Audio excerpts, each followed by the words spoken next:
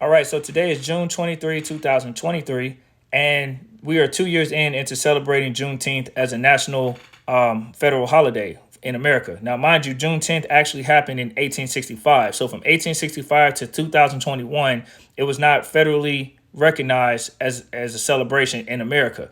So that's a pretty long gap, right? And keep in mind, when it was recognized in 2021, majority of Americans didn't even know about it. It's not like most of them heard about this growing up in American schools. All they heard about was the Emancipation Proclamation, and it ends there. So let's take a look. Were the slaves really free after Juneteenth? Let's take a look in depth and see what really happened post-Civil War. Now, based on the Oxford Dictionary, this is what vagrancy means. If you don't know what vagrancy is, it was a set of laws. So let's take a look. These laws were implemented post the Civil War.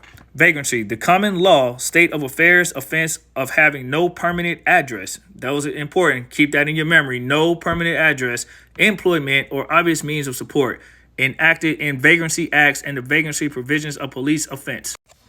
Now, granted, during this time period, you did have some slaves who fled to Canada and up north and other places in the West, and they were able to obtain land and have jobs and have a lot better situation than they did prior to the Emancipation Proclamation. However, the vast majority of the slaves, especially the ones in the Southeast, they didn't have that benefit. And let's see what really happened. So once President Abraham Lincoln was assassinated, his successor, Andrew Johnson, came into power, and he was from the South, mind you. And once he came into power, he did a lot of things that really just kind of modified what was going on and never really freed the slaves. So let's take a look.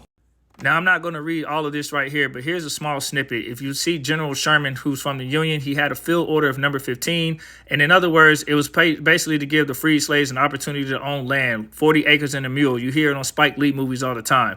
Well, that dream never came to fruition because Andrew Johnson decided to come in and he decided to say, no, that's not going to happen. And he wanted to make sure that land that was supposed to be allocated for the slaves who put in more than 200 years of free labor in unjust conditions and treated very, very harshly and even died in that field.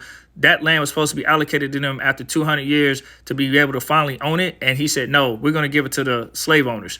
And once that happened, basically, they kind of modified it into a job, like an employment. And then they replaced the field plantations with private prisons. So that became what was booming. So this went on for another 100 years during the Black Codes, the Jim Crow era, Reconstruction. And it wasn't until Martin Luther King and the Civil Rights that a lot of these things got readdressed and tried to align and fix more in the South. So were the slaves free? I'll leave that up to you. But there were some people who did take advantage of the new opportunities, but there was a lot of people who were also discriminated and still going through things, particularly in the South. So as we celebrate, let's not forget.